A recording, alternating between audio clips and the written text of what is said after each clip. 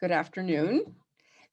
So I want to start with the map I sent you. I just want to spend a minute on that just to clarify some things because a couple of people told me that they were confused. So I want to go over that for just a moment.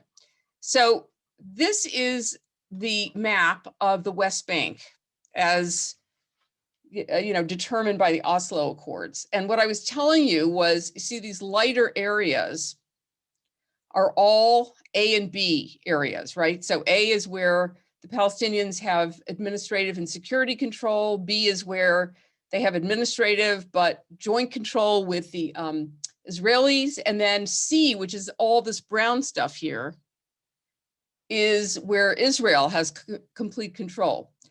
Now, you see that all of these areas that are Palestinian semi-autonomous areas, they're not connected to each other. So let's just say you live in Nablus and you want to go visit your family in Ramallah.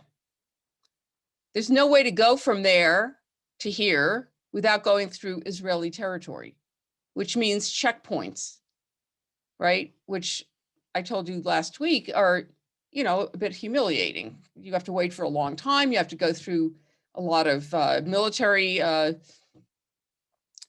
checking of your car, your person and all that.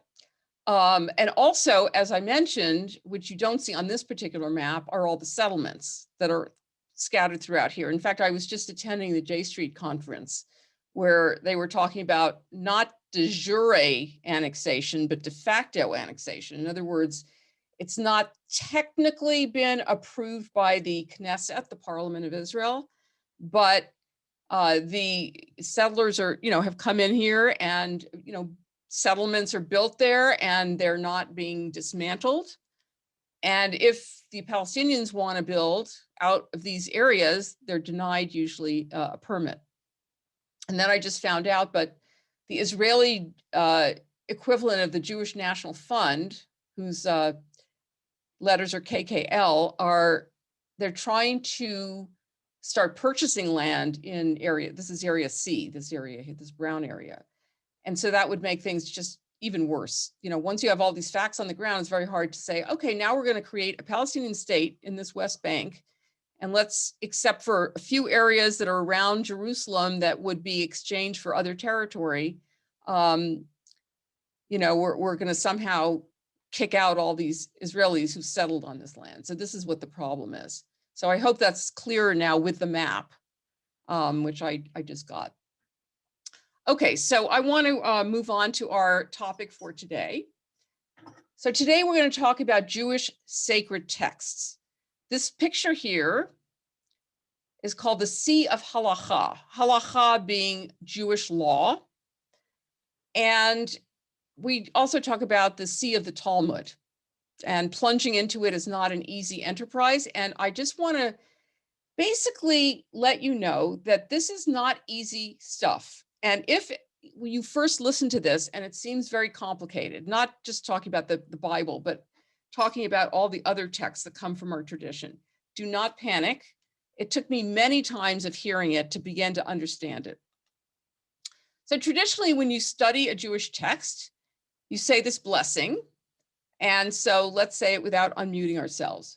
Baruch atah Adonai Eloheinu melech haolam asher kitshanu b'mitzvotav v'tzivanu la'asok b'divrei Torah. Blessed are you, Adonai our God, ruler of the universe, who sanctifies us with mitzvot and commands us to engage in the study of Torah. Mitzvot, mitzvah, the mitzvot is a plural, mitzvah is a singular. Mitzvah has come to mean good deed, but what it really means is a commandment. And la'asok b'divrei Torah is really deeply engaged in Torah and in text. What are tonight's big questions? What are the different sacred texts in Judaism? How do these texts build upon each other within the legal process? Do you feel that this legal process creates outcomes that should govern your life and or the lives of other Jews? So we'll see how you feel about that as we go through all of this. So Rabbi Jonathan Sacks was the chief rabbi of Great Britain, very, very brilliant man. And he says this: the Jewish people have always sought to promote questioning. Well, by now I hope you know that that is the case, because I have been emphasizing that a lot over the last number of weeks. The Talmud itself is a series of questions and debates. So a lot of times people think about the Talmud as a law book. It really isn't a law book. It's really questions, debates, discussions, and often there is no arrival at a conclusion. Rabbi Jonathan Sacks reminds us in an essay titled The Art of Asking Questions that the Nobel Prize-winning Jewish physicist Isidore Rabi learned to be a scientist from his mother in this way. Every other child would come back from school and be asked, "What did you learn today?" But my mother used to ask instead, "Izzy, did you ask a good question today?" So finding a good question is, in fact, in Judaism, more important than figuring out what the answer is. Sacks further explains, in the yeshiva, the home of traditional Talmudic learning, the highest compliment a teacher can give a student is, and I don't speak Yiddish, so I'm not going to try to read it in Yiddish, "You raise a good objection." Asking a question is itself a profound expression of faith. Not just asking questions, but arguing. You know, this one Rabbi Yohanan used to study with rabbi named Reish Lakish, and they used to argue about everything. And then they had a big fight, and Reish Lakish died, and Rabbi Yohanan was very depressed. So his friends decided to find him a study companion. And this guy would just agree with him with everything. And he said, you know, Reish Lakish used to present me with 49 objections to everything I said, and this guy's agreeing with me. Well, no, we don't want people to agree, right? That's Judaism. Okay, I'm going to share this strange graphic just because it's there, but it's very weird. Sorry, Cheryl Stahl, because you made it, but this kind of shows you the evolution of Jewish text, which we're going to go to little by little. You first have basically the Bible, and then the Mishnah and the Midrash, which breaks out into Talmud codes on the top, which is really Jewish law, and the Midrash and commentaries on the bottom are really interpretations. And I don't expect you to memorize this right now and keep it in your mind as we go through, but you'll get a copy of this and you'll be able to look at it, and maybe it'll be helpful. It gives you the years when all of this happened. So the Hebrew Bible is called the Tanakh. I've mentioned this before, but I just wanted to make sure you understood it. It's an acronym that stands for Torah, Nevi'im, and Ketuvim. And we're going to go through what each one is. Nevi'im is prophets and Ketuvim is writing. And by the way, Torah often refers to not only the 5 books of Moses, but to the whole tradition. So it can be used in different ways. What is the Torah? It's the most ancient and authoritative section of the Tanakh, the Hebrew Bible. It's the core of the Torah is a body of commandments that, according to tradition, were revealed by God to Moses at Mount Sinai. Well, it's also commandments and stories, not just commandments. There are different ways of referring to it. Chumash, which comes from the Hebrew for 5, because there are 5 books of Moses. It's also called the Pentateuch from the Greek, which also refers to 5, penta. And it's also called the written law, Torah shebichtav, because the oral law, which is the Talmud and other interpretations, is called the oral law, Torah shebe'al peh. These are the 5 books of the Torah: Genesis, Exodus, Leviticus, Numbers, and Deuteronomy.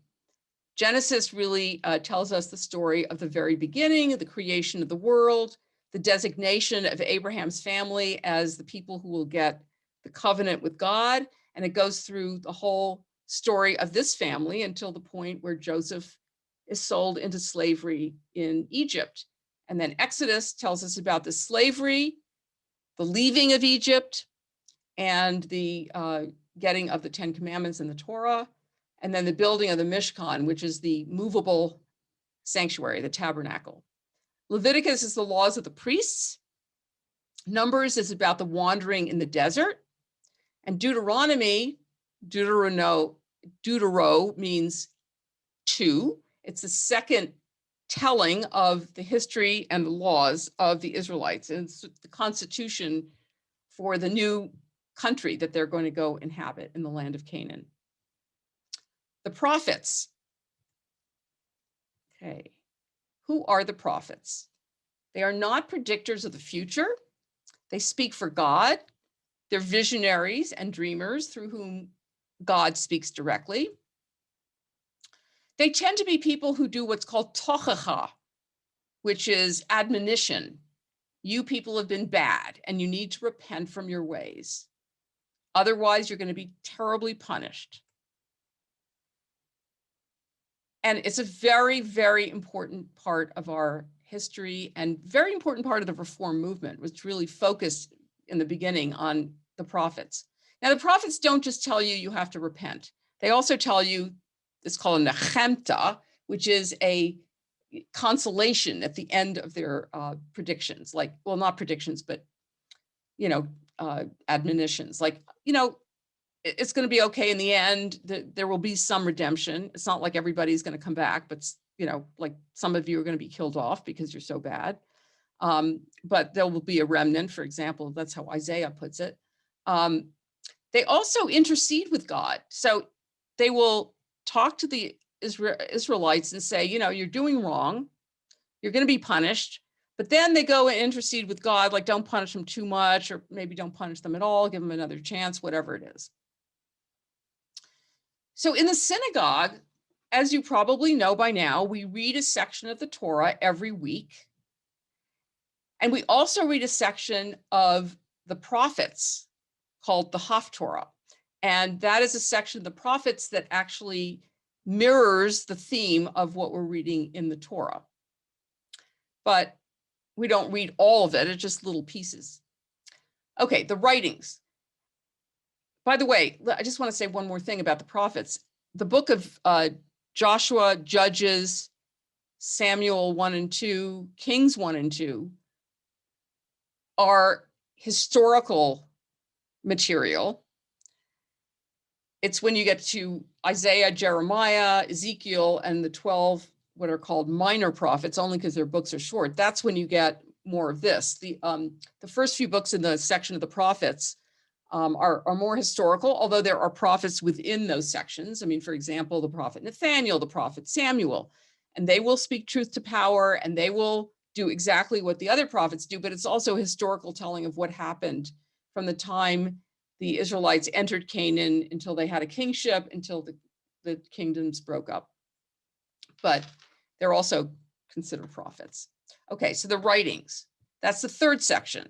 Now, all of this is part of what Christians call the Old Testament, exactly the same material. The only difference is it's in a slightly different order because the prophets come at the end of the so-called Old Testament.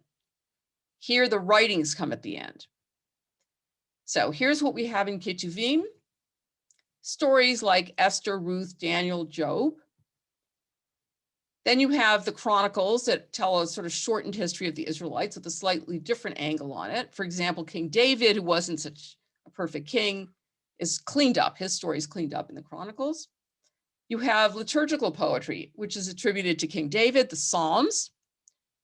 You have wisdom literature, which is attributed to Solomon, Proverbs.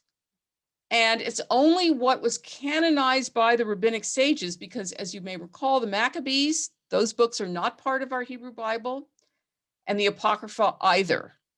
Now, they were probably included, like the Apocrypha, which is part of the Catholic Bible, and the Catholic Bible actually is based on the Hebrew Bible, but it's based on the translation that was done in Egypt, beginning in the 3rd century BCE. The Septuagint, and I mentioned to you at another time that the Septuagint, which stands for 70, that supposedly 70 rabbis were put in different rooms and they all came up with the exact same translation of the Bible into Greek.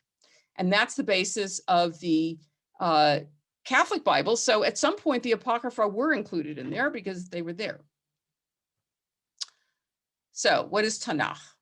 It's not as simple as you might think. Okay, it's a multi-vocal symphony. I like the way that's phrased, because it's a lot of different sources. I mean, unless you are Orthodox and you say this all came down from God on Mount Sinai, end of story, all of it is different strands of material. I've mentioned the book Who Wrote the Bible, which is really Who Wrote the Torah, which I highly recommend, by Richard Elliott Friedman. It tells you about the 4 main strains in the Torah, but there are many others, and that's been scholarship since then. And it's more like a library than anything else. So various authors before the Common Era, belonging to different schools of thought. Now, so what you sometimes get are contradictions, or you get, a school of priests that were followers of Aaron who'll say Aaron was a great hero and Moses did some bad things. Or you'll have the school of priests that are followers of Moses. So they'll make Moses look like a good guy, but then Aaron looks bad. So you get those kinds of things. You also get different versions. For example, the opening of Genesis has 2 creation stories, theoretically from 2 different sources. And they are contradictory in terms of the order of creation and the way in which human beings are created. In the first story, humans are created through the word. In the second one, God takes the earth and blows into it. You could say, as the Orthodox do, that one is sort of the wide angle version and the other is a close-up, or you could say it's different sources, depending on what you'd rather follow. So it's written almost 1,000 years.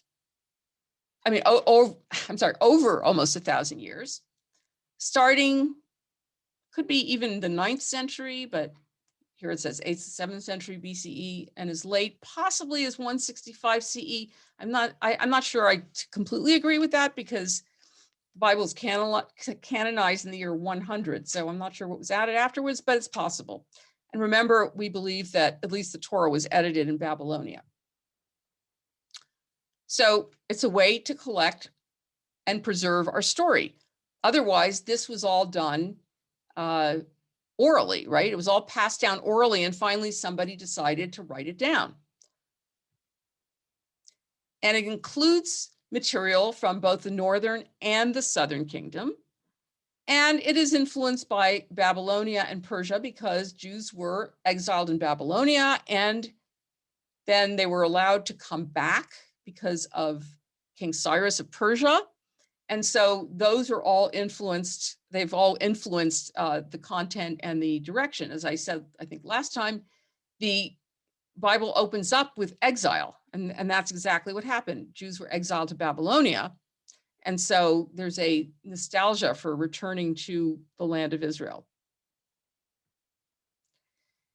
It's an anthology of 39 books, right? There are 39 books in the Tanakh. Okay, Midrash. Now, we've discussed Midrash, or mentioned it. What Midrash is comes from the word lidrosh, which means to examine, to probe. And it is a way to question the text. So you have stories where, for example, why did God choose Abraham to be the ancestor that was chosen to be our patriarch? We don't know. The Torah does not tell us. So the rabbis fill in the gaps by saying, well, when he was a kid, he broke the idols in his father's idol shop. He already knew way back then that, this idea of all these little gods and idols were completely ridiculous and it didn't make any sense. So they fill in those kinds of gaps. Or when Abraham is told to go sacrifice his son, they'll fill in the gaps of the conversation between God and Israel and Abraham, because in the Torah, Abraham doesn't say anything. Well, how could that be? He must have said something, right? There is in the Midrash, in these in this interpretation, there is halachic legal material. And this is where it's going to get confusing, because Midrash and Talmud are not necessarily as separate as you might think. You see Midrash Rabbah in this picture. It's Midrash Rabbah, it means the great Midrash, and there's Midrash on all the books of the Torah and on many books of the Ketuvim, like Esther and Ruth. And so what you have are different rabbis with different opinions, of course. Davar acher means another opinion. So very often you'll have one guy say one thing, and then you'll have davar acher. Here's another way of reading it. It might be completely different. And then there's some that are homiletical, that are sermons, that come a little bit later. So Midrash is a method of interpreting the text. So historically, rabbis wrote Midrash to explain parts of the biblical text that aren't clear. If there seemed to be a missing piece to a story, an inconsistency between two different passages, or a redundant word or verse, the rabbis would explain the problem by writing a new Midrash, filling in the missing dialogue, reconciling the seeming contradiction, or showing how there is no redundancy, since each word is there to teach a different lesson or practice. So if you have like an extra letter in a word that normally doesn't have that letter, like the O sound, sometimes it's just a dot and sometimes it's a vav with a dot on it. Oh, that must mean something. Or you have a repetition.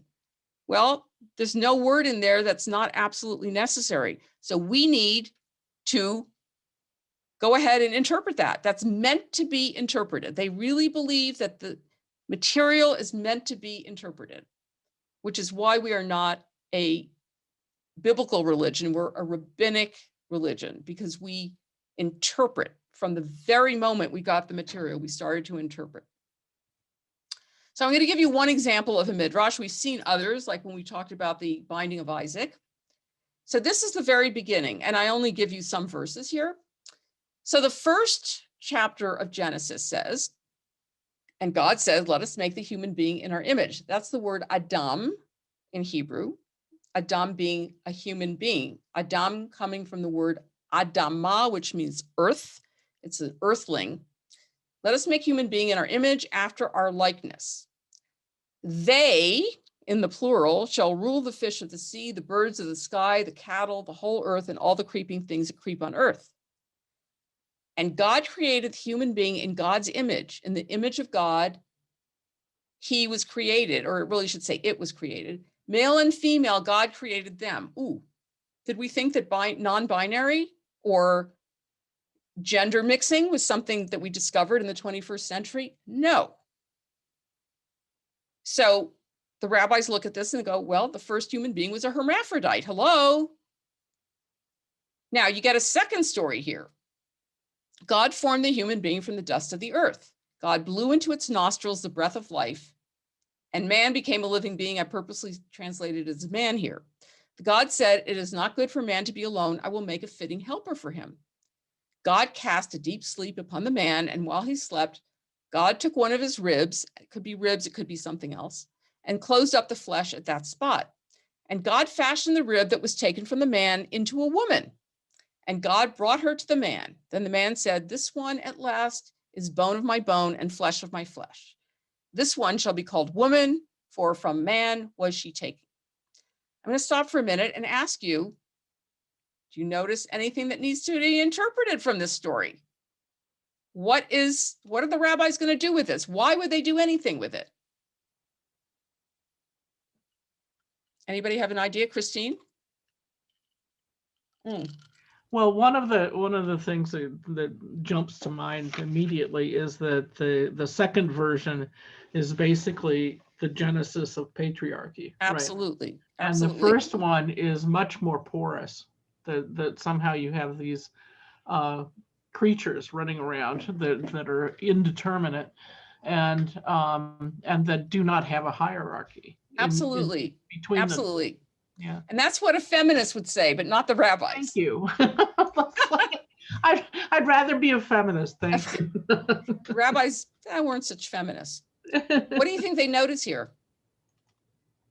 Anybody see a problem that needs interpretation? Anybody? All right. If you don't want to venture forth, I will continue. There are two stories here. The first one has a male and female created. And then the second one has another female being created. Right? So they go, what happened to the first one? I mean, if there's a hermaphrodite, I mean, you could look at it and you could say, oh, it's a hermaphrodite, let's split them into two, but that's not how they read it. If somebody's got a comment, let's see who has one. Making man in God's image makes man seem like God. Absolutely. Well, we're supposed to reflect the best of God. Thank you, Stephen. So you have the story here in the beginning. You have a male and a female who are created somehow. And then you have another female being created. So they're going, wait a minute, what happened to the first one? We know that in the second one, the Adam, the man whose name becomes Adam, calls this woman Eve. But what about that first woman? What happened to her? Okay, got another chat here. Let's see. Thank you, Kim. Lilith. They come up with this idea that the first woman is named Lilith.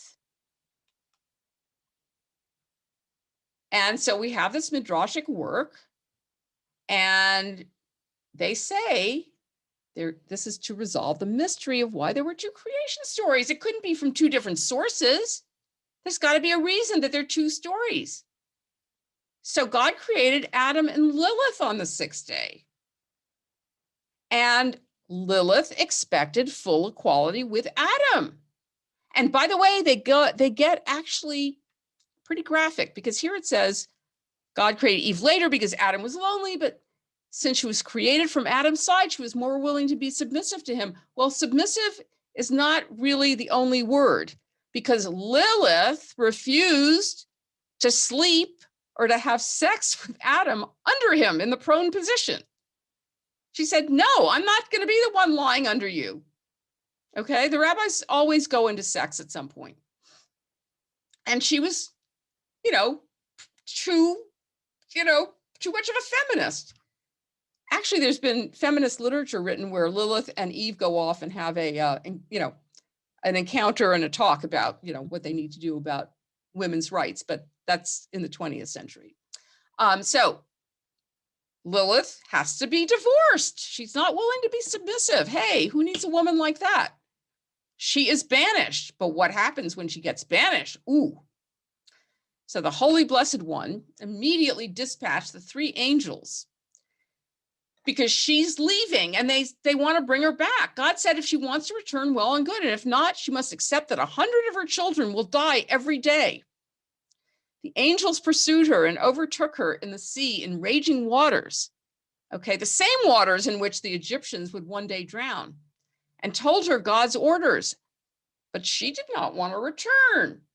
And they said they're going to drown her in the sea. And she said, leave me alone. I was only created in order to sicken babies. If they are boys from birth to day 8, I will have power over them.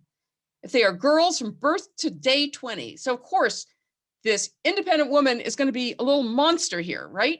Because that's what happens when you have a woman who takes matters into her own hands. When they heard her reply, they pleaded with her to come back.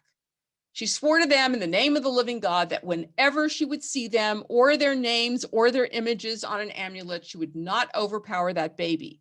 And she accepted that 100 of her children would die every day.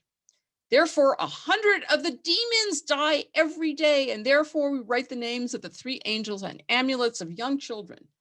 When Lilith sees them, she remembers her oath, and the child is protected and healed. So when they're not protected and healed, guess what happens? They turn into little demons. So she runs around sleeping with all sorts of men, creating demons, and that's what she's doing as a result of having been thrown out of the garden. Well, actually, in this case, she left, but she wouldn't come back. So that's a midrash. So the reason I wanted you to hang on to what I sent you, I hope you did, is that I'm going to read this story to you. Hopefully you still have it in your email. And I'm going to ask you to do some midrash. We'll see what the questions are.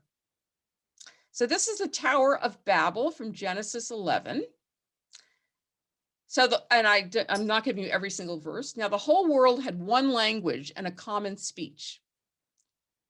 All these people who spoke the same language then said to each other, come, let's make bricks and bake them thoroughly. Then they said, come, let us build ourselves a city with a tower that reaches to the heavens, so that we may make a name for ourselves. Otherwise, we will be scattered over the face of the whole earth. But God came down to see the city and the tower that people were building. God said, if as one people speaking the same language, they have begun to do this, then nothing they plan to do will be impossible for them. Come, let us go down and confuse their language, so they will not understand each other. So God scattered them from there over all the earth, and they stopped building the city. That is why it was called Babel, because there God confused the language of the whole world. From there, God scattered them over the face of the whole earth. That's the story, which actually, interestingly enough, is in the Torah portion called Noah.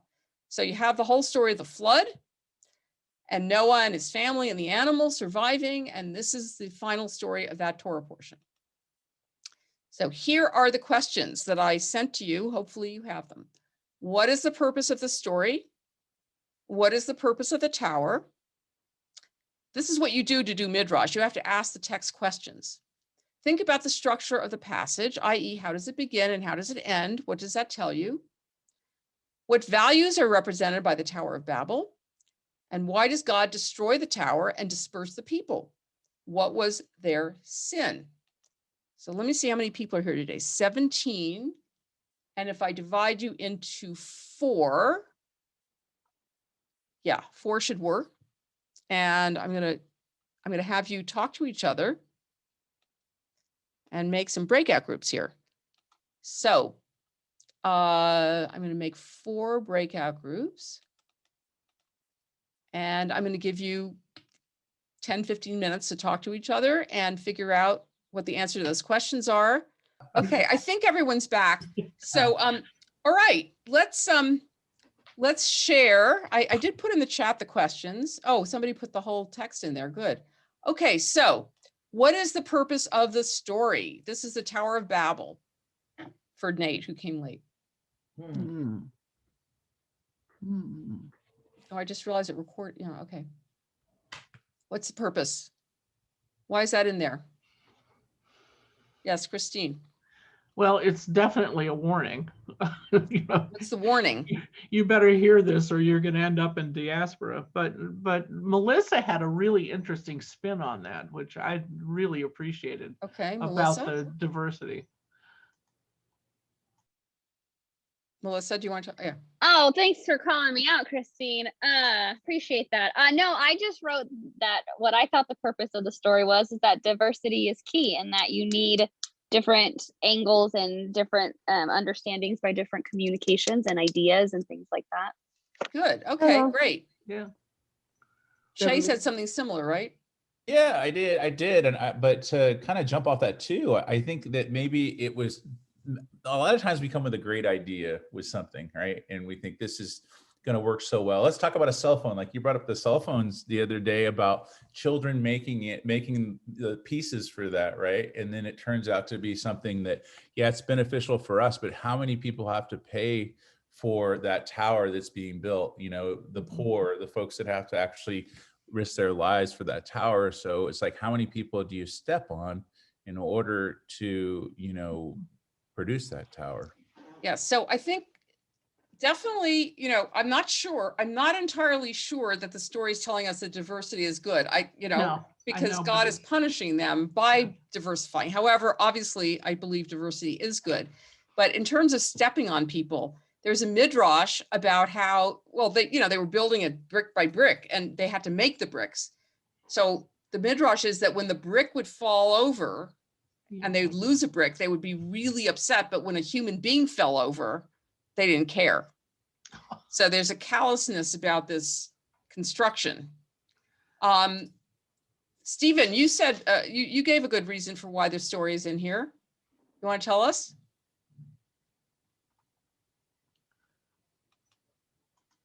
You have to unmute. I forgot what I said. Sorry. Yeah. Yeah. Do you want to tell us? Go ahead. I actually forgot what I said. Oh, okay. Stephen said it's to explain why there is diversity in different languages, right? It's an ideological tale to tell us the origins, you know, of why this is the case. Christine, I don't know which one raised their hand. One of you did. Let's see. I think it was me. Yeah. But, I got stuck on let's bake these really hard, let's like really bake these bricks. And so having been in construction for a little while during grad school, it's like, oh, you only do that for one reason. You want this thing to really be strong, and you Good. don't care who has to carry the darn thing. There you go. Yeah. And because they weigh a ton when they're really hard, and if they fall over and hit somebody, you're Oof. gone. So I'm thinking, oh, I knew some four people who did that, right? Yeah, I actually was doing some construction in Ghana a few years ago, and those bricks are really, really heavy. hard. Yeah. Excellent. And of course, where else were bricks being made? Not in Genesis. Egypt. Yes, in Egypt, right? They were making bricks as slaves. So there's a resonance always, intertextual resonance. Okay, what was the purpose of the tower? Oh, What do the people want to do? Make themselves name. known They forever. wanted to see God. fame. Oh, Yeah. Okay, wait, you're all talking at the same time, so I can't hear. Okay, Stephen, you start. I assumed that they wanted to see God. They wanted to not only see God, but probably get to God's level, right? God's way up Yeah. there, so theoretically, and we want to be on the same level as God. And guess what? God doesn't like that. Yeah. Okay, Bobby, you want to tell us your? Oh, I your- just said fame, trying Fame. to make fame. Yeah. Right. We're different, So- special. Yeah. So if you want to do something to achieve fame, Mhm. that's not the most elevated reason to do something, right? Mhm. So there's a certain hubris in all of this. Like we want to be at the level of God, we want to be famous. Yep. All of that. Okay. And the idea here is that they get together to do something like that. Like getting together should be for a good purpose. Like, for example, at the end of the book of Exodus, the whole last half of Exodus is about coming together to build the sanctuary. But they also come together to build the golden calf. So sometimes people come together with a high purpose, and sometimes they come together with a purpose that is not so good, right? Mhm. Okay, the structure of the story. How does it begin and how does it end? So you had an idea about that, Ben? All right, I'll go ahead with it. Well, Go it ahead. begins with them.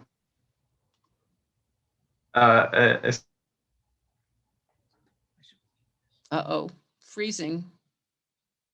Okay, I'll say what you said. You said that they came together because they didn't want to be scattered, and in the end they got scattered, right?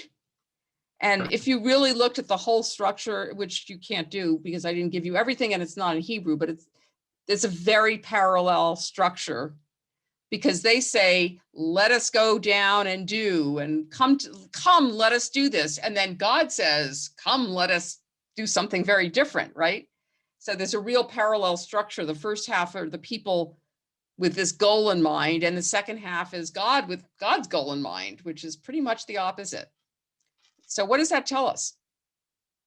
Your thing. There are no right answers, so you can Yeah, well, speculate. The way it, Yeah. I know what struck me was, like I know in my own life when things, because they said that nothing they plan to do will be impossible. So things will be easy. Mm. And it's struggle for me that when I grow the most and learn the most from my failure and from when things are difficult, not when they're easy. So I felt God was saying, well, maybe it's not, you don't want everything to be so easy. You want to create, and I love that idea of diversity bringing into it, that you have to understand other people's, who they are and what they want, so you can't just go ahead and do something on your own. Great, great. Okay. So what values are represented by the Tower of Babel? Christine, go ahead.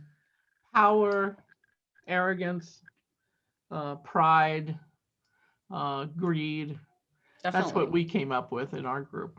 And Yeah, that's great. Yeah, anger. Doug?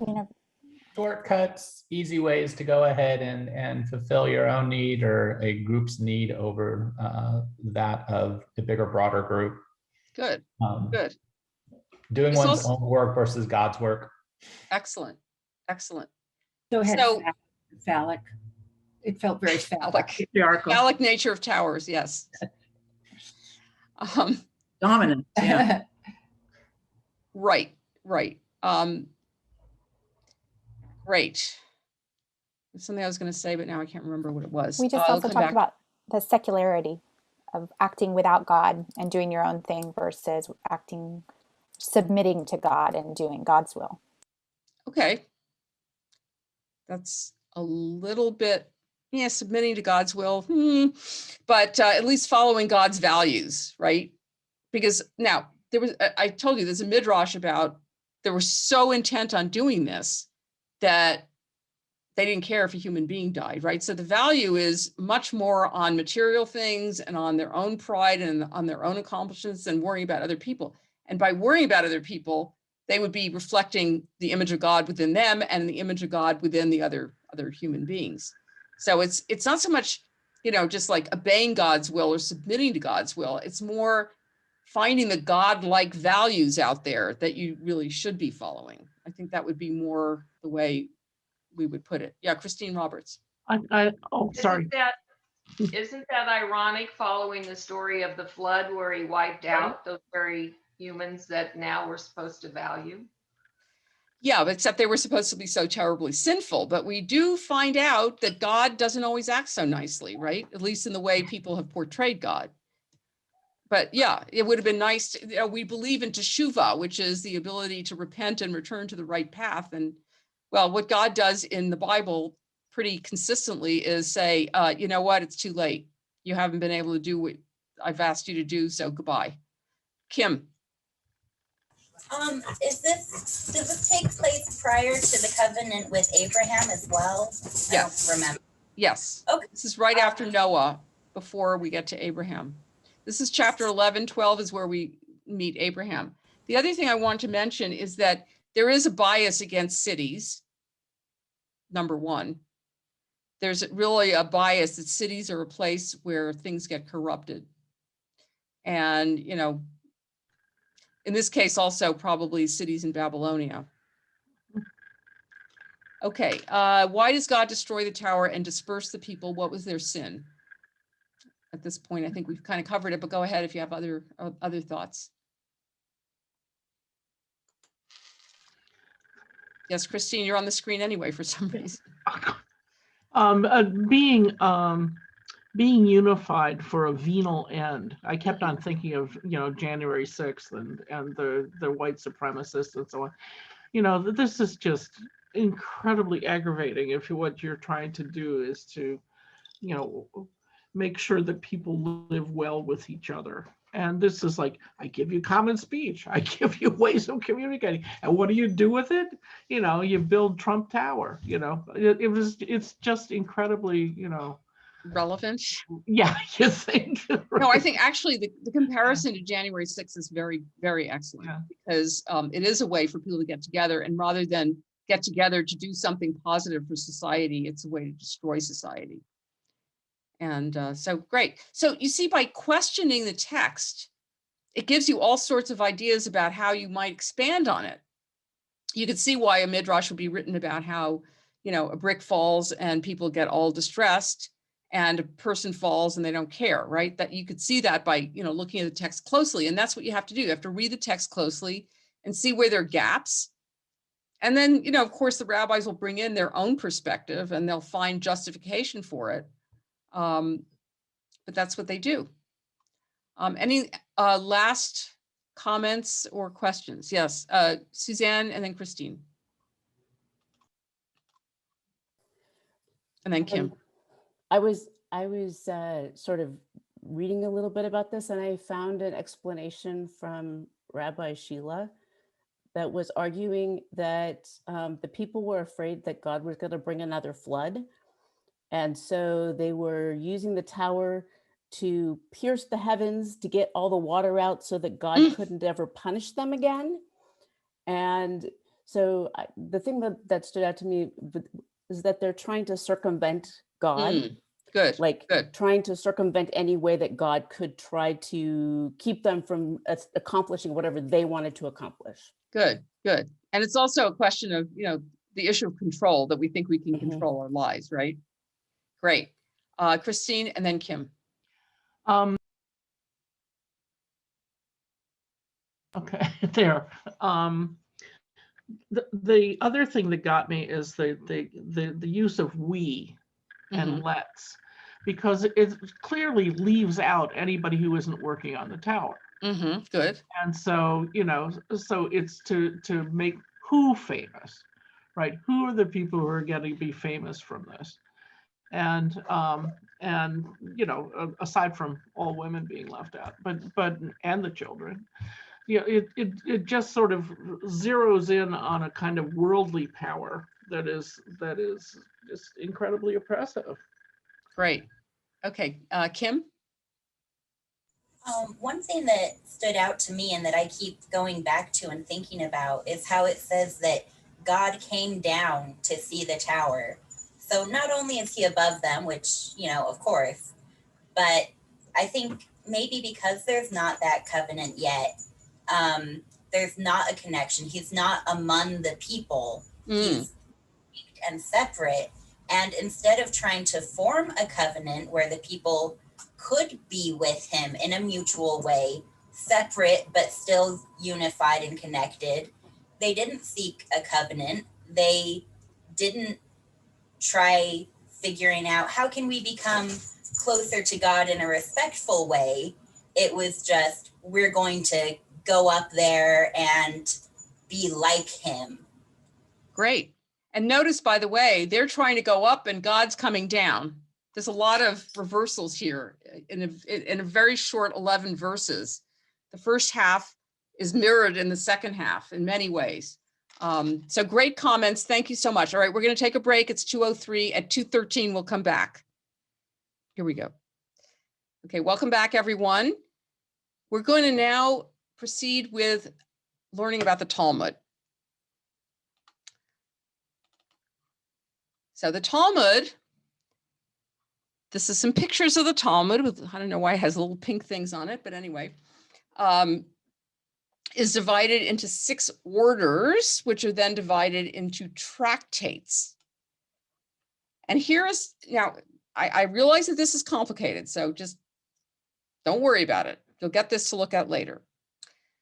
It starts with, and we're going to look at a Talmud page in a moment, but the Talmud, the first layer is called the Mishnah, which had been also an oral tradition. Mishnah means to repeat. So it's about repetition, one sage to another. And in the year pretty much 200, Rabbi Judah HaNasi, the head of the Jewish community, decided to write it all down because he was worried after what happened with the Romans that they would lose all record of the culture and of the lessons that had been learned. So in the year 200, pretty much, there's a range here, it was compiled and written down. And then, of course, because it's Judaism, nothing is simple. You have 2 different commentaries on the Mishnah. The commentary is called the Gemara. Don't need to remember any of this, but anyway, one is in Babylonia and the other is in Jerusalem. So one is the Jerusalem Talmud and the other one is the Babylonian Talmud. Mostly when we refer to the Talmud, we're talking about the Babylonian one. The Babylonian one was edited around 500 or 600 CE.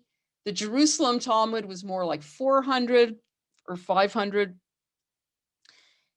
The Jerusalem Talmud was put together very quickly, and so it's much more difficult to understand it than the Babylonian one, which is hard enough to understand as it is. And one of the reasons it's very difficult to understand is because it was written almost as notes. Like if you took notes in a class and many hundreds of years later, somebody comes along and reads your notes and they don't know what you're referring to, it would be very difficult to understand it. Luckily, we have people who've gone through the Talmud and have filled in a lot of the blanks.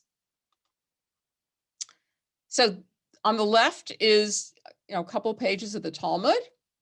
Again, the Mishnah is that little thing in the middle, that here or here, that's the Mishnah, which is the first layer. And then all the other stuff around it is commentary on this Mishnah. So it includes both legal material and stories. Okay, so stories about, well, we'll see some stories. Actually, next week, I'm going to go into a few stories, but, you know, stories about different sages and what happened to them and what they did, or, you know, running into Elijah the prophet, whatever. I mean, there are all these stories in there, and there's also legal material. Again, the legal material doesn't necessarily come to a conclusion. And they might be discussing something and, oh, well, we talked about this. Well, let's go off to something completely different and never come back to the original topic. Which is why someone wrote a book called The Talmud and the Internet, because it's almost like having a hyperlink. We're talking about this, now we're talking about something completely different. And we've gone off into the rabbit hole. Again, the minority opinions are always preserved. It's not like only one point of view is preserved. There's always many, many points of view. The two versions we mentioned, Jerusalem and Babylonia. The one in the Jerusalem Talmud is called the Yerushalmi, and the Babylonian one is called the Talmud Bavli. Remember Bavel from our story? Well, Babylonia is where Bavel is. So part of the reason that there was, you know, really criticism by God of this whole story about the Tower of Babel is because it was in Babylonia, in a city, which was not considered to be a good place.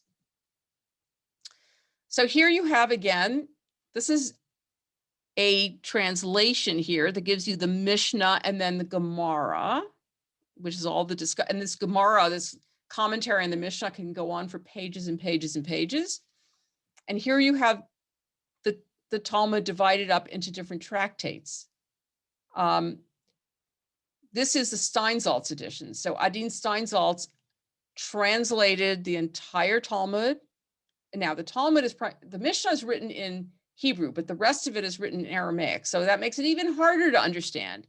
So he translated it into Hebrew, and then it was translated into English, and there's lots of notes and things to help you understand it. So here's a page of the Talmud. And again, in this middle section is the Mishnah, and it goes up to probably right here. This would be the Mishnah right here. And then this is where the Gemara begins. So you see here, Mishnah, Gemara. Now, you also have a lot of commentary because the Gemara is only this column right here under the Mishnah. Along the binding, always along the binding, you have commentary by Rashi. Rashi is a medieval French commentator. And as my Talmud professor would say to me, Rashi is your friend, because Rashi is going to explain things to you. Now, by the way, he has a different script, different Hebrew script. So you have to learn that in order to read Rashi. And he also writes it in sort of, you know, note form. So again, not so easy to always understand Rashi, even though he's trying to help you. Opposite Rashi, away from the binding, is what's called the Tosafot, which includes Rashi's grandchildren. So here's what you have. You have the Mishnah. Gemara is commenting on the Mishnah. Rashi is commenting on the Gemara and the Mishnah. The Tosafot are commenting on Rashi and on the Gemara and on the Mishnah. And they're later than Rashi, obviously. And then there's some other commentators as well commenting on all of this. And people are from different parts of the world and different centuries. And then you have a bunch of notes along the side that tell you, for example, where you can find this in other parts of the Talmud or in the Code of Maimonides, which we'll get to in a moment. So it's a complicated page. Okay, from the Talmud,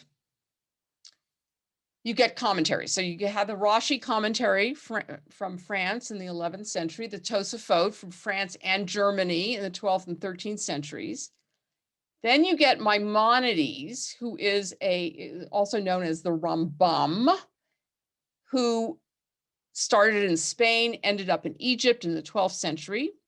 What he does is he looks at the Talmud and says, well, what is the law? So he says, I'm going to determine what the law is based on what the Talmud says and what the commentaries say.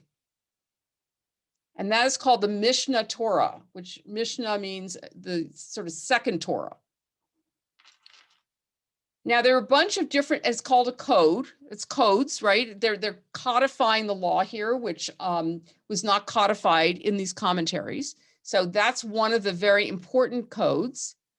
And then in the 16th century, and it's not the final one, there are others in between, but this is the important one, the Shulchan Aruch, which means the laid out table, the arranged table. Joseph Caro from Palestine in the 16th century takes everything that came before and decides to codify it. And of course, the way they codify it, the Mishnah Torah is divided into 14 sections, 14 main sections, and he reorders the stuff because, as I mentioned, the Talmud could be talking, you could be in Shabbat talking about Shabbat, but then next thing you know, you're talking about Hanukkah, or you're talking about something completely different. So it's all a mishmash. So you don't necessarily find the things that you need where you think you'll find them.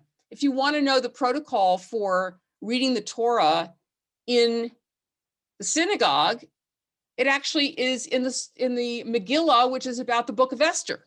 So who would know to look there? So the Mishnah Torah takes all of this stuff and says, let's order it in a way where you can find what you need in the right sections. And then the Shulchan Aruch reorders it into 4 main sections. There are other codes and commentaries, and there's something called responsa literature. And responsa literature doesn't start after this, it starts way back. But what responsa literature is let's say I'm the rabbi of a small town and I have a question and I'm going to write to somebody who is a lot more knowledgeable than I am, a much bigger deal rabbi than I am, and they are going to explain to me how I should go about deciding on this particular question. And they're going to start from the Torah and go to the Talmud and go to all kinds of commentaries, and then they're going to come up with the answer. Okay, I've got something in the chat. Let's see what that is. My graduate school advisor called this the cyclical tradition of reading that epitomizes Judaism. I'm not sure what that means. Sasha, you want to explain that? He was just kind of referring to the way that Judaism asks so many questions upon itself and over the generations everybody is reading those who came before and is responsible for asking new questions to continue that cyclical tradition. I love how you broke it down. It makes a lot more sense than what he said, but it just seemed to be very important to understanding Judaism. Yeah, I'm not sure cyclical would be the word I would use, but maybe he was thinking about something a little different. I mean, it is definitely a constant re-questioning and rethinking what all of this is. Okay, let me just stop for a moment and see if people have questions, because I realize there's a lot of stuff here. I don't want to overwhelm you. Anybody have questions? Yeah, Christine. I was wondering, how did it, clearly not all the responsa were recorded and put in, but who decides what gets put into that, or what got put in and what got codified and what didn't? Well, the response is not so much a codification, it's more just a collection of all these responses. In fact, we're going to look at that. Hopefully we'll have time to look at reform responsa as well. Now, who puts it all into a book? Some power that be says these are the important ones. Yeah. But the Shulchan Aruch that I mentioned is the definitive code of law. Okay. Because it was put together by Joseph Caro, who is a Sephardic rabbi. And then Moses Israelis, who is an Ashkenazi rabbi, did a gloss on it called the Mapah, which means a tablecloth. So the Shulchan Aruch is a table and the Mapah is a tablecloth. And because it combined both the Sephardi and the Ashkenazi tradition, that became the code of law. And as a matter of fact, not for civil or criminal law, but for religious law, the Orthodox world still uses the Shulchan Aruch from the 16th century. Of course, they have to answer modern questions, but that's the basis for their doing that. Are there other questions? Bobby. What is the cutoff date? How did it stop? When did it stop? The commentaries and the Gemara? Never. So it's still being written. Yeah. And the Talmud, you know, there was a particular publication of the Talmud in, I think it was the 16th century, that was like, this is it now, you know, this is the Talmud. Okay. But there's always commentary on commentary on commentary, like Sasha said about the cyclical thing. It doesn't stop. But the Shulchan Aruch, you know, once Moses Israelis did his gloss on it, that was it. That was the end of it. But yeah, no, commentary continues because, you know, we have new circumstances and somebody's got to figure out, right, how do we apply this to our current lives, right? Okay. Okay. Any other questions? All right, so let me go back to.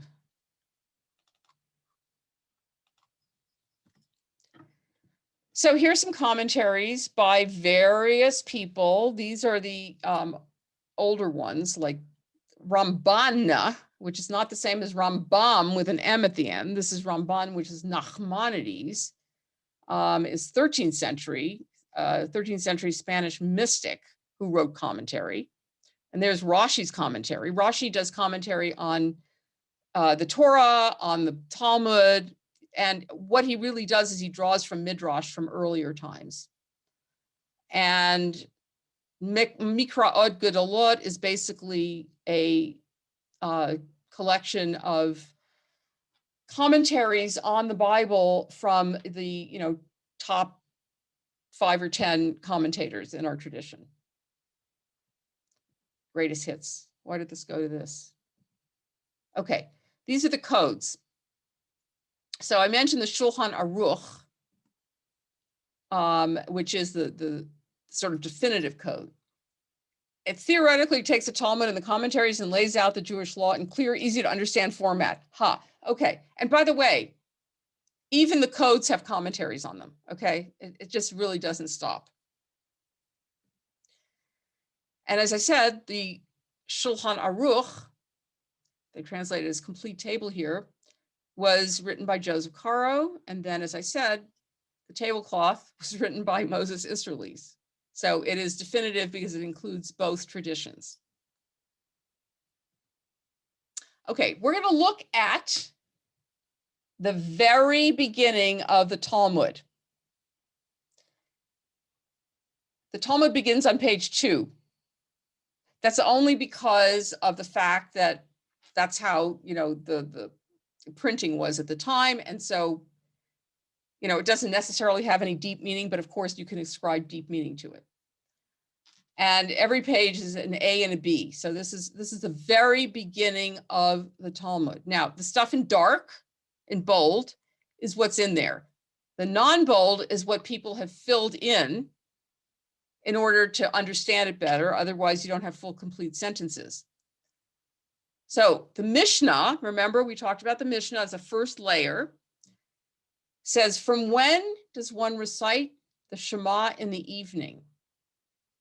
All right, before we go on, just look at that sentence itself. What strikes you about this being the very, very beginning of the Talmud?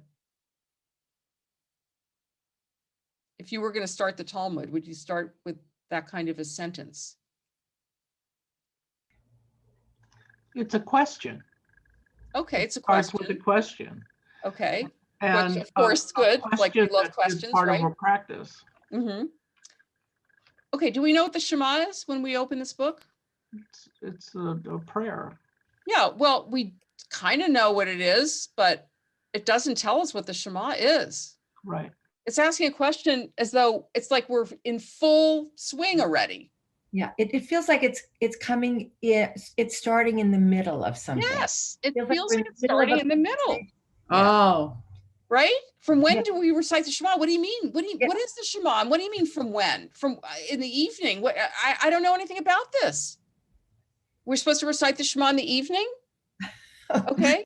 It's like, huh? So it's starting you right in the middle of everything. Now, of course, these guys knew that you were supposed to recite the Shema in the evening. But it's also saying from when, like, oh, well, how do we define the evening? Okay, all right. So that's the first thing. Right. So they say from the time when the priests enter to partake of their truma, which is an offering, until the end of the first watch. That is the statement of Rabbi Eliezer. Okay, wait a minute. The priests? This was compiled in the year 200. What priests are we talking about? Are there priests in Judaism? Were there priests in Judaism? The Levitical priests. Okay, when did they exist? Yeah, long before this was written. Right, the priests were serving the temple, right? There is no temple. There hasn't been a temple for quite a long time. So what is this about when the priests, so the idea is when the priests enter to partake of their truma, the only time that they can start eating this stuff that was given to them is when they're purified, okay? So there's a moment when they're allowed to do that until the end of the first watch. Well, the night was divided into 4 watches, so we don't count time that way. But why are they connecting this to when the priests enter to partake of their truma, do you think? Why, I mean, why are we even thinking about the priests? They are creating a whole new system here, right? There's no temple. They've been, giving each other this tradition for quite a long time. This is finally getting written down. And we don't have a temple anymore. So they're creating a whole new system of how to worship, right? So they're tying it to the temple to give it legitimacy. Okay. The priests were the ones who ran the temple. They were the ones who, represented our connection to God. And now we're trying to say, you know what? We don't have sacrifices anymore. We don't have priests anymore. What do we have instead? Prayer. Prayer. They are replacing a system of sacrifice with prayer. So they're talking about a prayer, the Shema, which is a central prayer, and they're tying it to the priests and the sacrificial system as a way to say, this is the equivalent of that. This is just as legitimate as that, okay? So a lot is in this very first thing here. Okay, Rabbi Eliezer says that. He's usually the one who's stricter. The rabbis, meaning the majority, say until midnight. Okay, so they don't agree with Rabbi Eliezer. And then Rabbi Gamliel, a very important rabbi, says until dawn.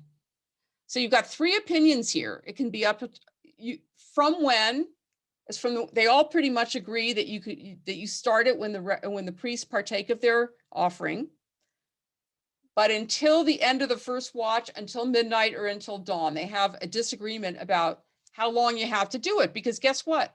If you don't say the Shema when you're supposed to, and the time is run out, it's too late. And now you've committed a sin because you didn't recite the Shema when you were supposed to. Why does Rabbi Gamliel say until dawn? So now you have a story. The story is there was an incident where Rabbi Gamliel's sons returned very late from a wedding hall. So they were out drinking and partying. And they said to him, we did not recite the Shema. Oy. Now, these are the kids of a very prominent, important rabbi. And they didn't do what they were supposed to do. So he says to them, if the dawn has not yet arrived, you are obligated to recite the Shema. And not only with regard to the recitation of the Shema, but rather wherever the sages say until midnight, the mitzvah may be performed until dawn. So I mean, midnight is the real limit, but there's a little bit of wiggle room there because we can wait until dawn to do it. Because that way you don't commit your sin of not having recited the Shema. Okay, this is a very kind of strange place to start everything. Rabbi? Yeah, please. Where do you learn that the Shema is a mitzvah and a sin? If you like, where is that in the Torah? Well, this is what's going to happen. This was the Mishnah, right? Yeah. Well, we're all very confused because guess what? The Mishnah very often does not give you the biblical anchor for a law. Okay. Mm-hmm.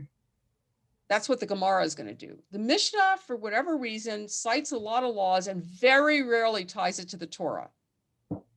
Unlike Midrash, which says, here's what the Torah says and here's what it means.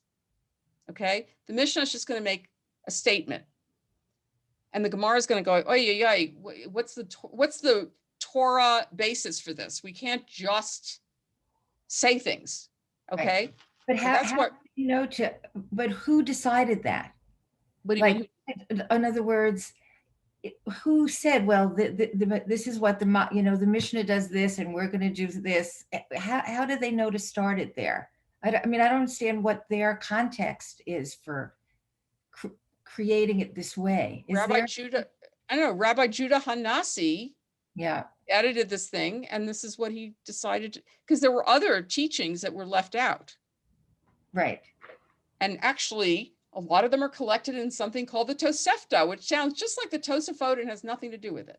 And sometimes they will bring in what's called a Baraita, an outside lesson, right, that is contained in the Tosefta, and say, well, wait a minute, this, I don't want to get you all completely confused. So, but who decided it? I don't know. Who decided to write the, Constitution? A bunch of guys got together and said, these are the laws, right? Mm-hmm. It was not done democratically, like, let's all vote on this. Yeah.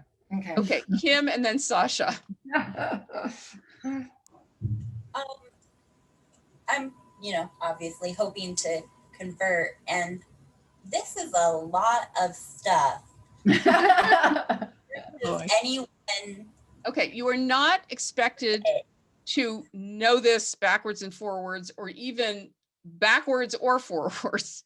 I'm trying to just expose you to this. I told you it's very difficult and it's a lot of material. It took me a lot of times of hearing about it and reading about it to finally get it. So I'm not expecting that the test is not going to include this. You're not going to have to write, please explain to me what the Tosafot are. No. Or even what the Talmud is. I am just exposing you to this because I want you to understand that there's a vast body of literature out there that it could take us a lifetime to ever get through if we ever got through it. So I am not expecting you to understand everything about this. I just want to expose you to it. Right, okay? But that's another question. There are people who spend their time learning this.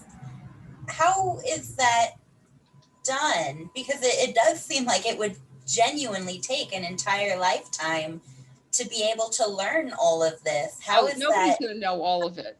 Okay, so there's something called, if you wanted to study the Talmud, there's something called Daf Yomi. Daf meaning page and Yomi meaning daily. And people spend time reading just one page a day, which is enough to take many hours. And it takes 7 years to get through the entire Talmud. And that's just the Talmud. That's not the codes and the this and the that. Okay. I'm not expecting, you can never learn all of it. There's also the whole mystical tradition and lots of, there's many books that are about mystical interpretations of the Bible.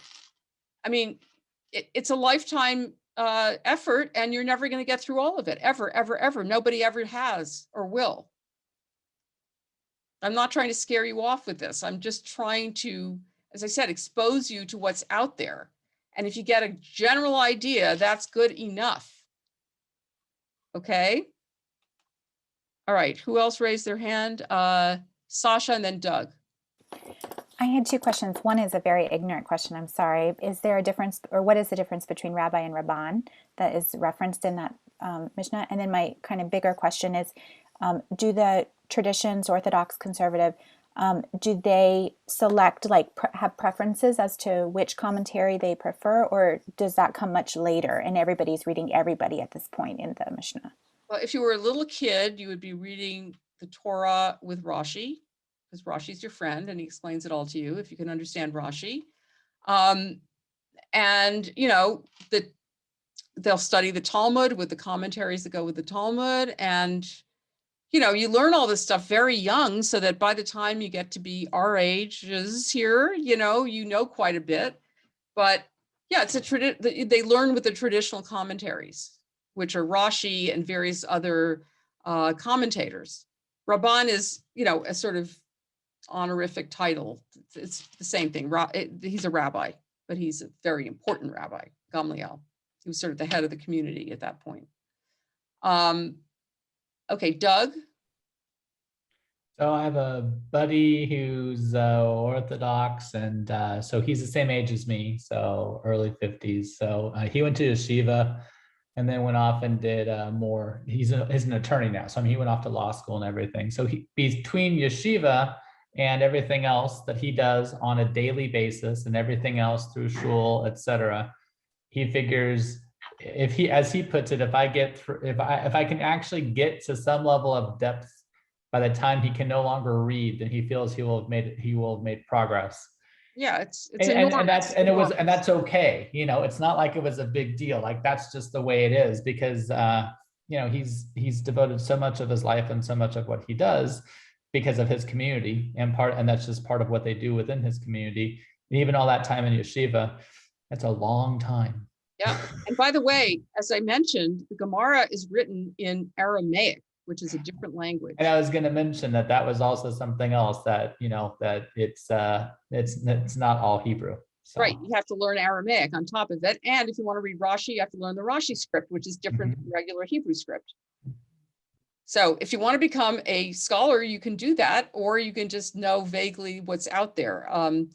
By the way, the Jewish Virtual Library is doing a Daf Yomi, a daily study of Talmud, but in a very shortened version.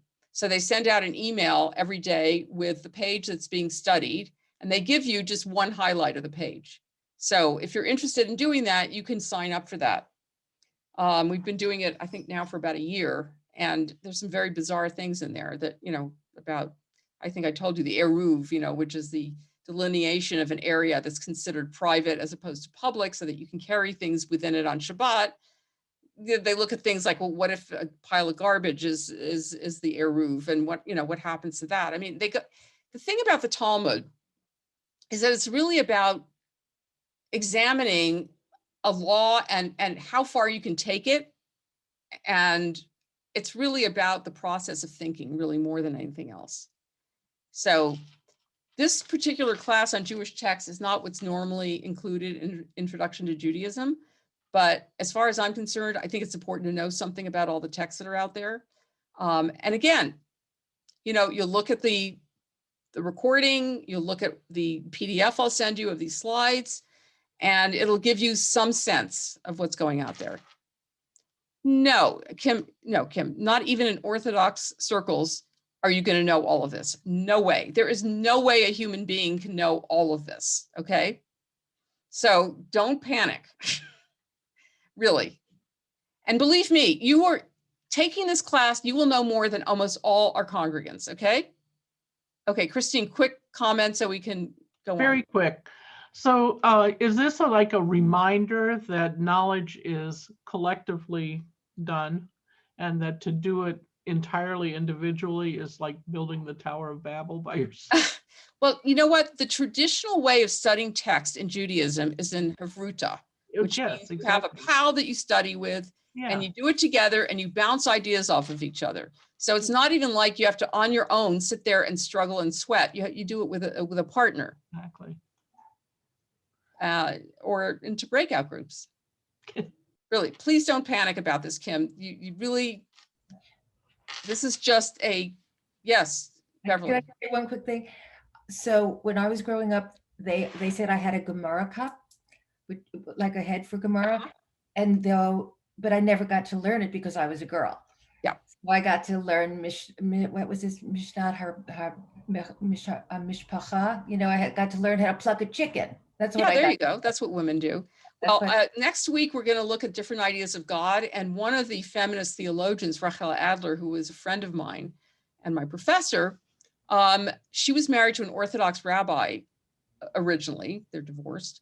And her Orthodox husband and his friends would sit in the living room studying Talmud, and she would listen from the kitchen door. And when the men would leave, she would recreate the arguments, and look at the books and stuff. And that's how she learned Talmud. Mm-hmm. Wow. Okay. Luckily, in the Reform movement, we can learn Talmud, and in the conservative movement as well. Yeah. Okay. Let's just finish off with brachot. All right. So now, after we've had this wonderful introduction that makes no sense in terms of where it started, the Gemara, the discussion about the Mishnah. Now, all this stuff that's not in bold is not in the Talmud. This is all put in by somebody trying to help us learn this. The Mishnah opens with the laws concerning the appropriate time to recite the Shema with the question, from when does one recite Shema in the evening? With regard to this question, the Gemara asks, now we're getting to the Gemara. On the basis of what prior knowledge does the Tana is the rabbi from the Mishnah, ask from when? In other words, what the heck? Why are they doing this? They're asking exactly the question that I was asking and that you were asking when we started this. Like, where does this come from? It would seem from his question that the obligation to recite the Shema in the evening was already established, and the Tanakh seeks only to clarify details that relate to it. But this is the very first Mishnah of the Talmud, right? I mean, don't they have to establish something first? And then the other question is, and furthermore, what distinguishes the evening Shema that was taught first? In other words, don't you normally start with the morning and then go to the evening? Why is he starting with the evening, right? I mean, don't we usually think of a day as starting in the morning? Well, let him teach regarding the recitation of the morning Shema first. Why didn't he start with the morning? Because most of the mitzvot, most of the commandments apply during the day. So he should have talked about the morning one first before the evening. Just as the daily morning offering is discussed before the evening offering. That's back to the temple and the sacrifices. So why is he starting? And they're going to find an answer to that. So the Tana, again, the Tana is a rabbi in the Mishnah. Same root of the word. Well, now we're going to find a justification for what's being talked about in the Mishnah based on the Torah. And this is what the Gemara says. This is what the discussion says. The basis for starting in the evening is because part of the Shema, which includes what's called the Ve'ahavta, you shall love the Lord your God with all your heart, with all your soul, and with all your might, has in it the following verse. You will talk of them when you sit in your home and when you walk along the way, when you lie down and when you arise. Okay, this is where we're told that we're supposed to recite the Shema. In Deuteronomy, it says you should do it when you lie down and when you arise. So they're not even saying what's the basis for saying we're supposed to recite the Shema. They don't even go there. It's just, why is he talking about the evening first? Because it starts with lying down at night and then rising up in the morning, and that's why he's starting there. Okay? By teaching the laws of the evening Shema first, the Tana has established that the teachings of the oral Torah correspond to that which is written in the written Torah. So the oral Torah here is the Talmud.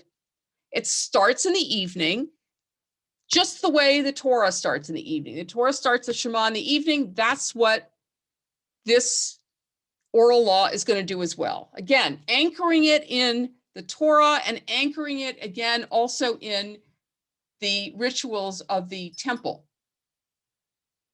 And based on the written Torah, the Tanakh teaches the oral law. When is the time for the recitation of the Shema of lying down as commanded in the Torah from when the priests enter to partake their truma? Just as the written Torah begins with the evening Shema, so too must the oral Torah. And by the way, I've taken out some other stuff that was in here, so it's a little more complicated than this. And they also say, by the way, there's another way you can justify this. When God created the world, God starts with the evening, and there was morning one day. So you always have to start with the evening, and that's how a Jewish day is. It starts in the evening and then it goes to the day. So this is just one teensy little thing that they do here. This takes up very few lines, okay? Because as you see, most of this is not in the actual Talmud. It's just somebody filling it in for us. But basically, we've now established why he starts in the evening. And then they're going to say something about the morning and then go off and talk about the morning and about something completely unrelated. I'm going to show you one more slide and then we'll stop. This is another strange graphic. I love Ruth Adar, but you know, it looks like a top that you spin. But she's showing you the evolution from Torah, that Torah goes into Midrash, which is interpretation. Torah is part of the Tanakh. The next level is the Mishnah, the Gemara, the commentaries, the codes come out of that. You have all this commentary from different places. And then responsa literature, which is, as it says, ongoing today. Even the Reform movement. I'm going to send you this so you don't have to like try to emblazon it in your brain. Okay, so in the Reform movement, we have responsa as well. So if I have a question, let's say I've just adopted a child from China. What do I do? Do I have to then convert this child? Or whatever it is, whatever my question is, I'll write to a responsum committee, or responsum is a singular, responsa is a plural. I'll write to a responsa committee, and they will do exactly what all of these other rabbis all along the way do. They will start with the Torah, they'll go to the Talmud, they'll go to other commentaries, they'll say, this is what our tradition says. Then they'll bring in modern life and those considerations. And then they'll say, this is what we think you should do. So the tradition has a vote, but not a veto. And I don't have to listen to what they tell me.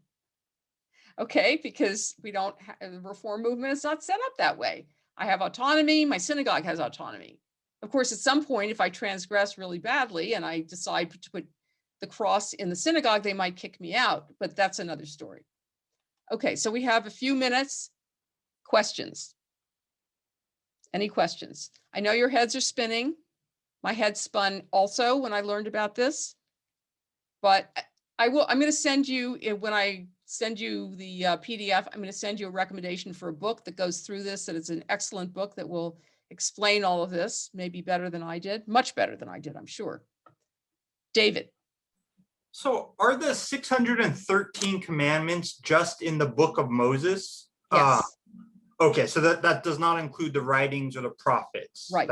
And then what later document determines, or who determined that there were 613? Oh, like Maimonides and people like that who said, oh, let me count. I bet you if you tried to count them, you wouldn't come up necessarily with 613, but yeah, subsequent people. And how do they have the authority? Well, I don't know. They're running the community. You know, the rabbis are judges, and they're the ones who determine, you know, what is right and what is wrong. Doesn't mean that people are following them, right? People could be doing very different things. In fact, maybe the reasons there are certain laws is because people are not following what the rabbis think they should be doing. But yes, Beverly. I remember you saying, you know, so it went from the temple to this tradition of the rabbis and this interpretation. And at one point you said, and now we were at another time when things could be changing again. So now that we understand what you're talking about, talk a little bit more about what you mean by that. Well, what I mean by that is that, number one, Jewish life and Jewish affiliation is really changing. People don't necessarily affiliate with the synagogue. They don't necessarily, you know, I mean, just the way a gender has been kind of opened up by the younger generation. I think religion has also been opened up to some extent. And I don't know that people, you know, identify as much with, let's say, one religion. They maybe believe in pulling from different places. So, you know, things are in flux at the moment. A lot of people don't identify with religion at all. So that's one thing that's been going on sociologically. And then technology is changing things. I never taught classes online before. I never held services online before, and now it's here to stay. We are going to continue having what we're referring to as hybrid services. We're going to have services in person, and we're going to, live stream them and hopefully also have Zoom. So there are a lot of things that are changing in the Jewish world now.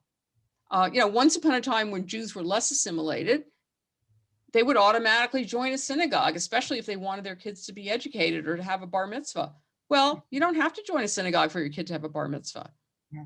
You can have your own independent bar mitzvah in your backyard. Yeah. You don't have to belong to a synagogue to get married. You don't even have to belong to a synagogue to learn Jewish. You don't even have to go anywhere. You can just get online, and there's infinite numbers of places you can go to learn about Judaism. So it's a whole different landscape. Maybe it's not quite as radical as the end of the temple and the beginning of the rabbinic era, but it's pretty close, I would say. But is there commentary? Is there commentary that is keeping up with that? Is there like a Talmudic scholar somewhere who's trying to figure out how to deal with technology and answer the questions that you are sort of raising? Who's dealing with these issues is what I'm trying. There are a lot of people out there writing about this. Okay. And there are a lot of, rabbis experimenting and people trying to experiment with, how can we do things differently? And there are emergent synagogues or emergent, havrot, groups of people doing things differently than the way they've been done traditionally. So there's a lot of experimentation going on out there, and we don't know where it's all going to land, but it's not going to be the same. Once upon a time, you could assume that a synagogue would have Jews that would belong to the synagogue. Now you can't assume that anymore. They don't necessarily join anymore. So it's just this changing landscape because of the changing nature of our society and technology and all of that stuff. And yes, there are people thinking about it, talking about it. The reform movement talks about it. They haven't come up with an answer really yet. So we'll just have to see. Okay, now if anybody has any questions, please feel free to email me, call me, set up a meeting. I'm happy to try to help and answer. I will send you the PowerPoint, and I will also let you know where this is recorded. So I hope you're all okay. I hope you don't have a headache from this.